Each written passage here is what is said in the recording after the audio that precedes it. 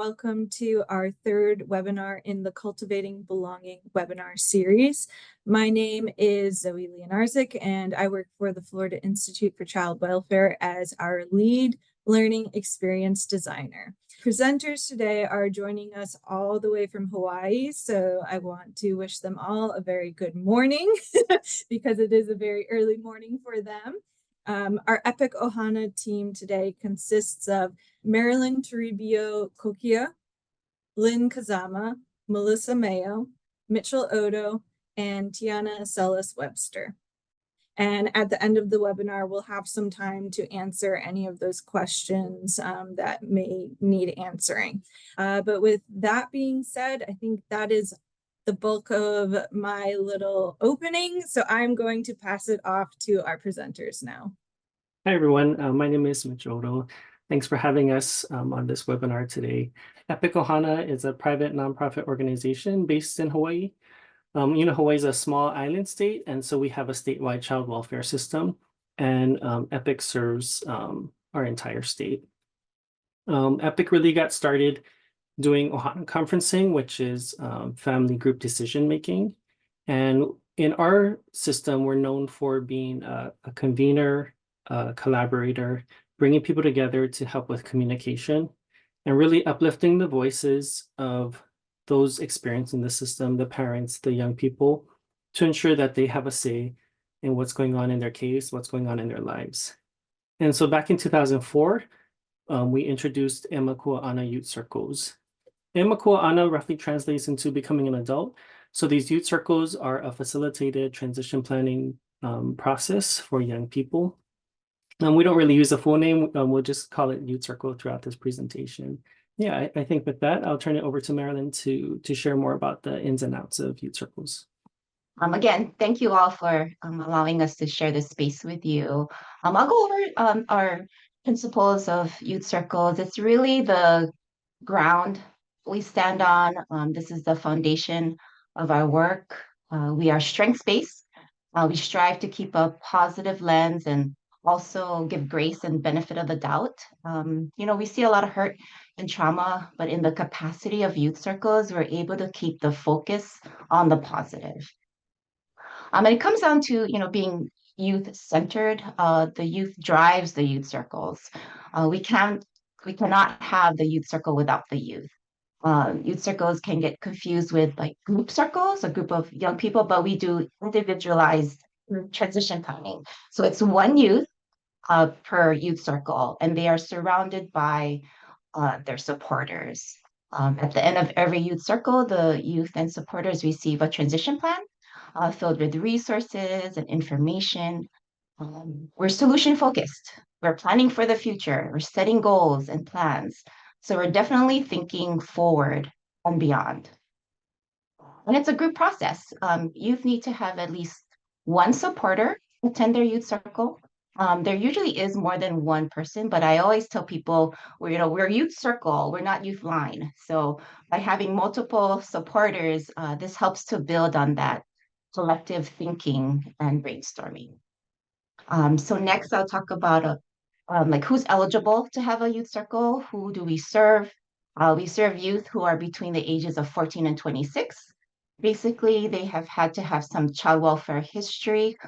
They could have been, awarded legal guardianship at age 17 or maybe adopted at age 2, reunified or emancipated, and child welfare is completely out of the picture. They can still have a youth circle. In the state of Hawaii, we have a population of about 1.4 million people. We have 8 major islands. Honolulu is our big city and capital on the island of Oahu, and that's where a majority of our population live. In fact, Mitchell, Lynn, and myself are on Oahu, and Tiana and Melissa are on the Big Island. So we facilitate about 300 circles a year. In Hawaii, there are about 225 youth in care between the ages of 14 and 17, and around 60 to 70 young people turn 18 in foster care each year. Some very important points to mention about youth circles, like Mitch mentioned, we are a private nonprofit. That that affords us to truly have neutral staff. At all our youth circles, we have a facilitator who is trained to go through the agenda and hold a safe space for everyone. We also have a recorder or a scribe who takes down the notes. When we meet in person, we have these large easel papers to write everything down. Otherwise, on Zoom, the recorder's notes are shared for everyone to see. And we strive to provide a safe space. Youth circles are voluntary. If the youth does not want to have a youth circle, we'll check back later and offer it again. We really let the youth know that they are driving their youth circle. So they decide who attends. If they are in care, the social worker has to attend. We'll encourage the youth to invite all members of their team, CASAs, JL, therapists, caregivers, family, teachers, friends, independent living workers, everyone, basically anyone who they see as a supporter in their lives. And a big selling point for youth circles is that the youth gets to choose the food that we eat at the youth circle. Food is so important. It connects us to memories, to belonging, and to one's culture. We had a youth at the Hawaii Youth Correctional Facility who missed having McDonald's. So we got a bunch of Big Macs and fries for everyone. And, he was so happy walking into the room. It was his comfort food that he just couldn't get at the facility. And to set the stage, we have the youth open the youth circle any way they want. We've had youth say poem, maybe a prayer, even sing a song. Recently, maybe about a week ago, youth asked everyone to share their favorite dance move. So the facilitator did this to kind of show her favorite generation. But yeah, it really sets the stage that this is their youth circle. So during the youth circle, the youth shares what their goals are. We encourage our youth to dream big and shoot for the stars. If you can take a moment to remember when you were maybe, oh no, 16, 17, maybe a junior, senior in high school, and just thinking, gosh, what's next? What am I going to do? And at that age, if anyone kind of shot you down, you probably didn't feel too good, right? And so in youth circles, we dream big. We really just try to encourage our young people to dream. But we also talk about other resources and options in case those plans do not work out. We make sure to take a break during the circles and have some private time for the youth to think about the options and ask any questions they may have. And ultimately, it's the youth's choice on what their plans are. And it could change right after the youth circle. But at least they had the opportunity to really own and voice their chosen path. Okay, next I'll show you the agenda. The facilitator will follow and guide the discussion. This agenda here takes about 1.5 hours virtually to complete. When we do circles in person, it's usually a little longer for those, in-person nuances that come up. We also have a modified agenda for our younger youth, the 14 and 15-year-olds, who are not quite looking at turning 18 at that moment. So it's a shorter agenda and focused more on school, extracurricular activities, career interests, health, identifying supports and goals. It's like a warm-up youth circle and lasts maybe about 45 minutes to an hour. At the end of every youth circle, the youth and facilitator decide on a time to and see how the youth is doing, whether, if they want to have another youth circle, if they have any questions about resources. Youth can have as many youth circles as they like. The typical trend is the youth will have a youth circle at the age of 14, maybe another one at 15, 16.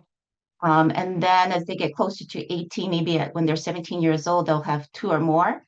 And we want to make sure that the youth have a youth circle 90 days prior to turning 18.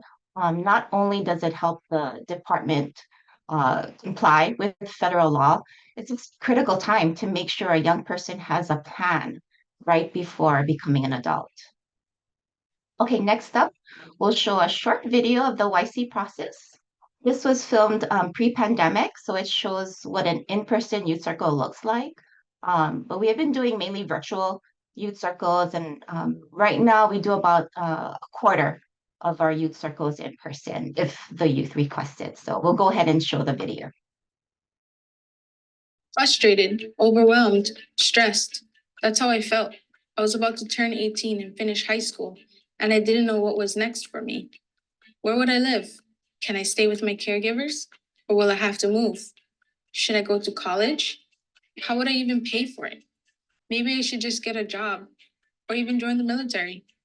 So many questions. It seemed like way too much to handle on my own. That's when I received a text that changed everything.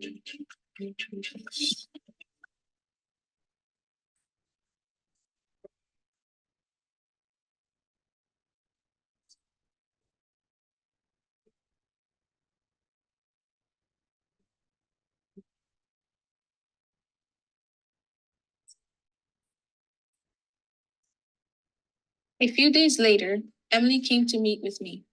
Today, we're just gonna get to know each other a little bit better. She explained what a youth circle was. I found out I get to choose who I invite, what kind of food we have. She told me about the different things we talk about, like housing, education, employment, and financial resources. I was excited to have a meeting just about me, to talk about my goals and my future. She let me know she would coordinate and contact all the people I invite and set up a time and a place for us to meet. On the day of the circle, I was nervous, but when I walked in the room, I felt welcomed and I saw the people I invited, and I could see the food spread out on the table. We talked about good things about me and my strengths. One of Shelby's biggest strengths is to stay positive and to really try and find the help that she needs when she struggles with anything like she did with her math. We talked about options for after turning 18, like where I can live. There is the Haloa House at Halekipa, and it's a kind of a step into becoming more independent if you want to live on your own. Go to college and how I can pay for it. UH Manoa. I know that there's, if you live on the west side, you can go to UH West. After we talked about the different options, I got to choose which ones I liked the best. Then I shared the plan I chose with all my supporters. My first option after I turned 18 would be to stay with Julie. And my second option would be for Haloa. My third option would be to stay with my cousin Kate.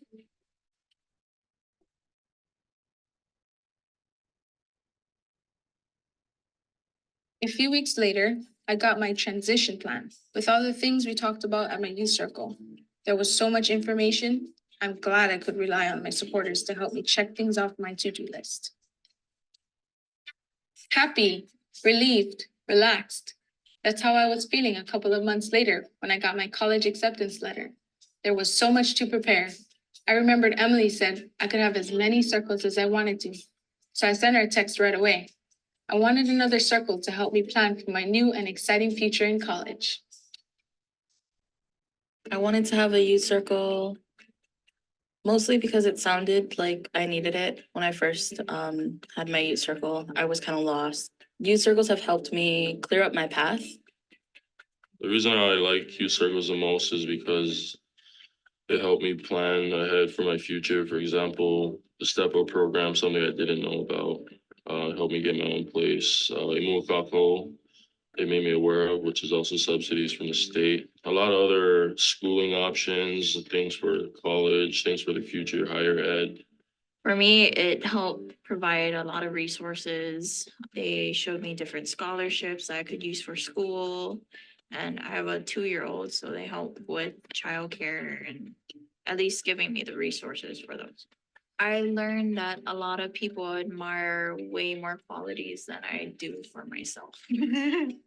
You are worth investing in your life, and you are worth, setting goals. You have people that are surrounding you, that are encouraging you, through every step of the way. Growing up in high school, I was in and out of a lot of foster homes. So I felt like I was a troubled teen. I really doubted myself a lot. But through the youth circle, there was so much positivity that everyone provided. They were able to show me what my strengths were. And through that, really helped me get thinking about college and what am I going to do for the rest of my life. I definitely would recommend youth circles for a lot of youth, especially if they're feeling depressed or they have anxiety or PTSD or anything that really makes them feel like they're extra lost. The youth circles is like, everything is positive. And you can't go wrong. It's free food. Who doesn't like free food? And it's just something to look forward to. Made me feel more important and worthy. You might not understand it the first time. It's okay. If you really put yourself and you kind of invest in yourself and you feel like you are worth it, that you are worth having these discussions, that's powerful. It's definitely a game changer, but it's a good game changer. See, food is important. I just love watching this video. I just love hearing the voices of our young people, and you get to hear it in a little bit as well. But yeah, if you want to go back and see the video, you can find it on our website, epicohana.org. It's under the Youth Circle page. But I always get all choked up whenever I see that the video. So just a little bit about our evaluation process. We don't have a robust data collection. That is something we've been trying to evaluate, but you can check out our friends at Hope Court in Broward County who have been collecting wonderful data. We use pre and post surveys. They are satisfaction surveys, and to see if the youth's knowledge of resources increased after having a youth circle. We also ask the youth how stressed they feel, how confident they are in their supporters, and how hopeful the youth feel about their future. We send in quarterly reports to the department, and these are the data from the last report, but it's pretty consistent over the quarters. So 95% of youth reported being equally or more hopeful about their future after participating in a youth circle, and 97% of the youth reported being equally or more confident in their support system after participating in a youth circle. So I'll pass it on to Tiana and Melissa to share on the youth's perspective. Thank you. Okay, so I, of course, had a lived experience being in foster care. And so while I was in care, I was able to have 5 youth circles. And for me, it really gave me a sense of belonging. I knew where I could go to be in a room with all of my supporters. And it really gave me a sense of belonging. And I really just, it was so helpful to be able to plan for my future and plan for my transition into adulthood. Because prior to having a youth circle, I didn't know who I could reach out to for support. I didn't know what resources were out there. But with the youth circle, I was able to know what my plan was and then who I was able to reach out for certain areas of my life, whether it was school, housing. I knew which supporters could help me with each one of those areas. And similar to Melissa, I also have lived experience in foster care, and Youth Circles was really able to help me build permanent connections, and that kind of ties into their group process principle. My youth circle facilitator really kept the conversation solution focused. I was able to be involved in extracurricular activities, volunteer work, and this was all because of YC and like the successful conversations that we had. And I really appreciated the consistent check-ins during the youth circle from the facilitator, but also the team. They just really made sure like the conversation was going towards what I wanted and that it made sense to me, because I think as a young person in a group full of adults, it can be a bit intimidating, but nevertheless, my YC facilitator was great. The best part was the housing portion for me, and this was in my last youth circle that I had when I was transitioning out of care. So I had a plan to go to college, but then of course it was like, what if college doesn't work out? Am I going to be homeless? Where am I going to live? So that was really helpful to be able to have my, at the time, foster parents who later adopted me, like really be vulnerable in that space and share that these are my worries. And even though it took a very long time to get it out of me, I think Youth Circles did a great job in creating a safe space for me to feel like I wasn't being attacked or like it's nothing to be ashamed of. I don't think I would have voiced that if it wasn't for that safe space. So yeah, I really like the proactiveness and just like helping me walk through everything. I felt like I was lead. Of course, because I got to pick out the food, my supporters were there, and just being able to open and close this circle. I will say I tried to skip over like the strengths and the compliment part because that's I don't know, I get all like awkward around that around those parts of the youth circle, but it actually helped me to really reflect like after the youth circle and like, oh wow, I am these things, but yeah, I think that's about it when it comes to my building permanent connections and safe space. Thank you. I'll pass it back to Marilyn. Oh, actually, I'll pass it to Lynn. Okay, thank you. See, they always help me. I'm the fortunate state partner. I oversee the contract with Epic Ohana, and one of the services and programs is this outstanding youth circles. Youth circles, Ohana conferencing are just renowned. They're just outstanding services that are known throughout the nation and about providing youth voice, family voice. How we build our partnerships is through relationships, our cultural values that we value, relationships, harmony, and the youth circles, Epic Ohana, have developed relationships with the department that I'm in, with child welfare, the courts, the community. They're just outstanding.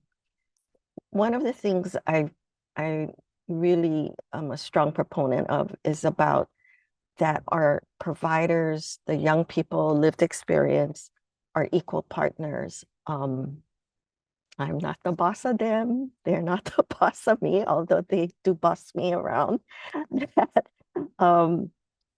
They're equal partners, and I think that's very important. We develop, we implement, we learn together and enjoy each other. I just love them. And I think that's part of the joy. And they call me Mama Kazama. And so it's just fun. And I just look forward to working with them and meeting with them. What EPIC also does is they strike a balance between challenges and strength. It's always non-blaming, uplifting. They always have a can-do, what we call in Hawaii, hikino attitude. And that really helps. So it's not, when they present challenges, how we could improve. But I think they've built such a camaraderie with the whole state, in that they bring up these challenges, but they also bring up the strengths and workers, GALs, programs that have been helpful to them. And I think that balance really builds their credibility and relationships with staff, with the courts, that nobody feels that they're going to be thrown under the bus. We just have a lot of respect for each other. The bottom line, it's always for the greater good, for the young people, families, and communities. Sometimes I have to be reminded it's not just about compliance, that it is truly for the people, the young people and communities.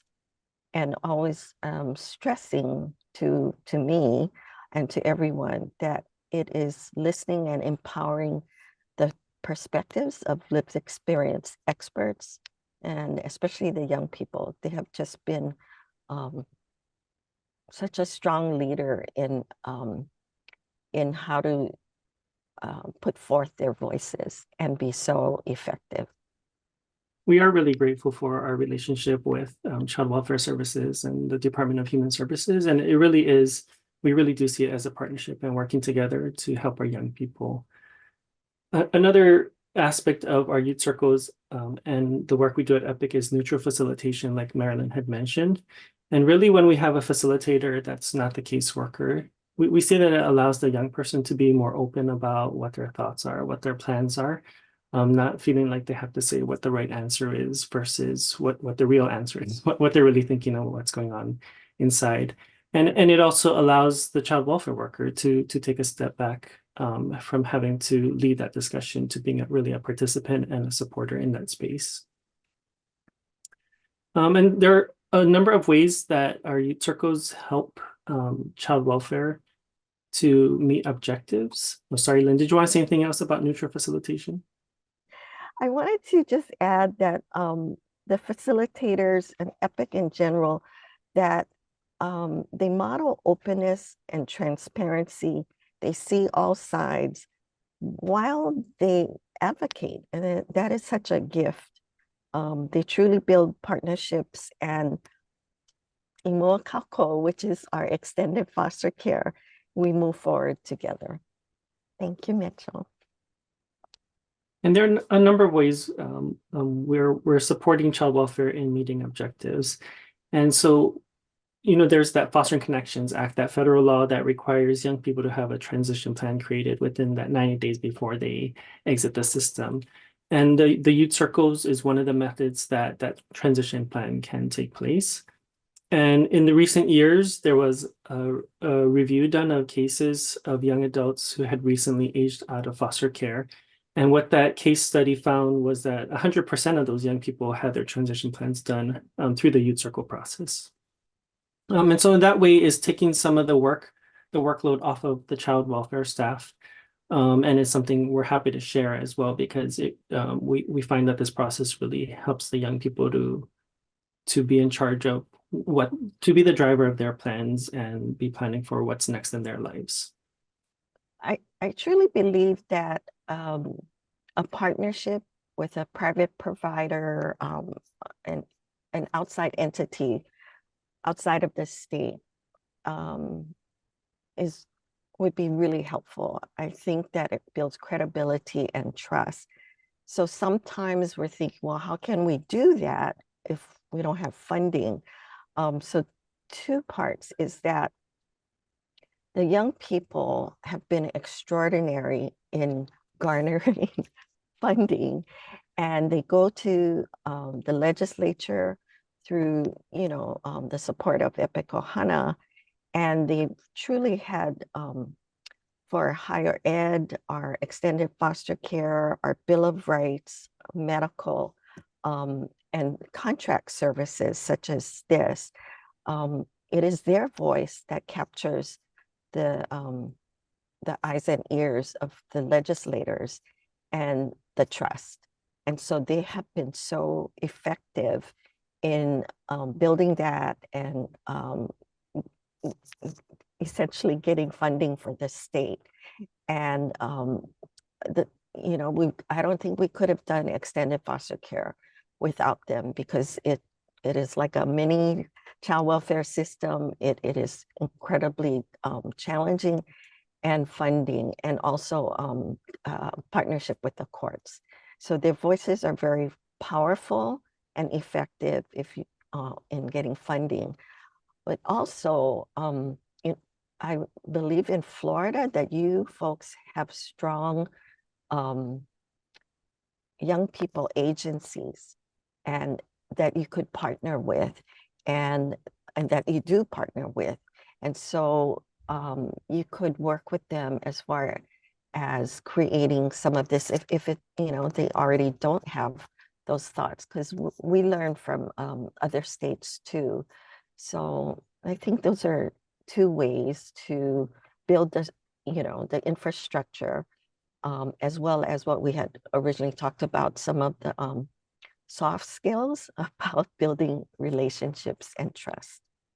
And I'm always the mushy one, but I just wanted to say that EPIC's passion and pure hearts and skills as trusted gatherers, collaborators, facilitators brings entities together for a pure mission, and it's to honor, respect, and support young people to live happy lives. Thank you. Thank you, Lynn, for those kind words. We don't pay her to say any of this, we promise. Do you see those floating hearts? And then next I'll share on the frontline worker perspective on youth circles. And so for myself, before I came to work at Epic Ohana, I used to work at child welfare as a caseworker, working with a lot of young people. And so I attended a lot of youth circles, before I came to work at Epic and facilitate some of those youth circles. What I think is interesting about this type of process, any kind of group planning process, is that typically as caseworkers, we might make a referral and then the service provider will do the work with the young person or the family, and we won't see what's going on. But in something like a youth circle or a family group decision-making meeting, we're there in the service. We're there in that meeting with the youth and with the family.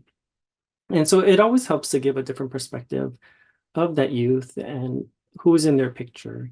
And so, for example, we allow the young person to invite whoever they choose to attend their circle. You know, youth circles were introduced back in 2004 when there were a lot of young people whose parents' rights were being terminated, and a lot of young people staying in foster care for a number of years.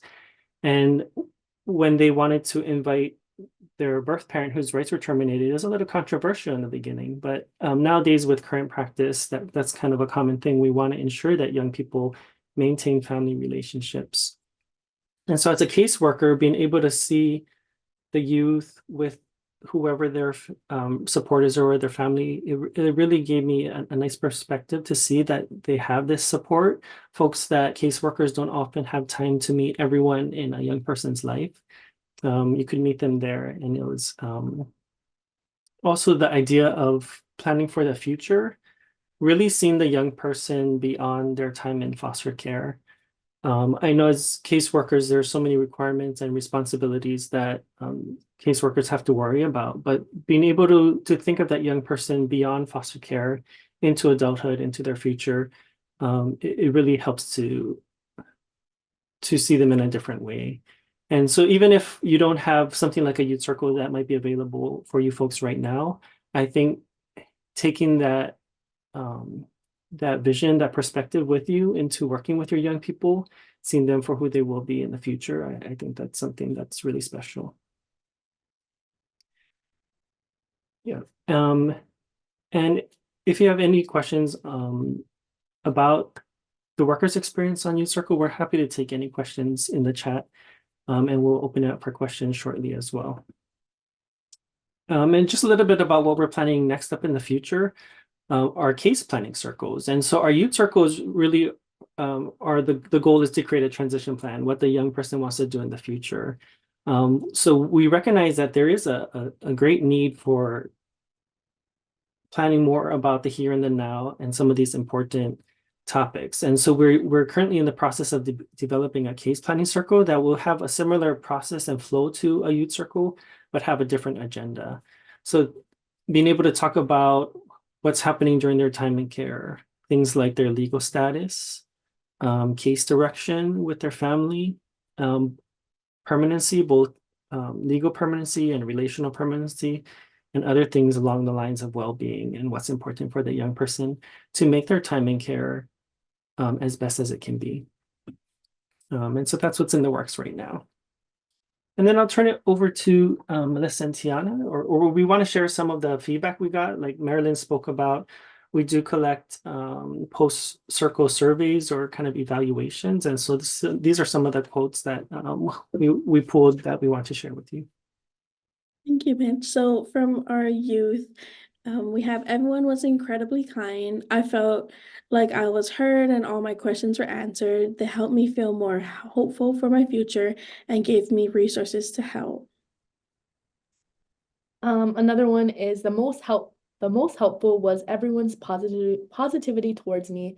I feel that they can help me go far in life and build the confidence I needed for myself. And our last one is, I found the most helpful Oh, sorry. I found the most helpful was setting my goals, knowing my benefits, and connecting with my supporters. And I found out how much support I really have.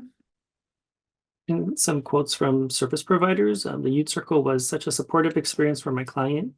Your time and presence in the interests of her future are truly blessings. I think Jay saw that her team is not afraid to be honest about problems and log jams, and then brainstorm with her about options for what's next.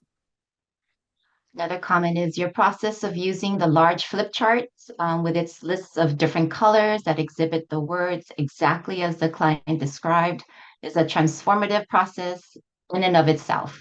How can one not come away with a heart filled with hope? The process is alive and motivating. So we've come to the end of our presentation. Here is all our contact information, and I'll open it up if we have any questions or comments. Oh, yes, we serve about, we have about 300 youth circles a year. And that's not representative of all the youth aging out of care because we have a wide eligibility. We can have youth circles for youth who are not only in foster care, but in legal guardianship, adoption, or have been reunified. So we do about 300 statewide. We also have a Q&A that just came in asking if you guys have a picture of an example flip chart. I don't think we have a picture readily available, but if you through the video, it'll kind of show you what an in-person circle looks like, and we record the conversation on the easel. And for anyone who may be interested in learning more about the actual process or looking at implementation, we've also been connected with Hope Court in Broward County, and they have implemented some youth circles into what they're doing with their young people there. And so if you want to reach out to us and kind of go more in detail about the nitty-gritty and what it looks like, we're happy to do that as well.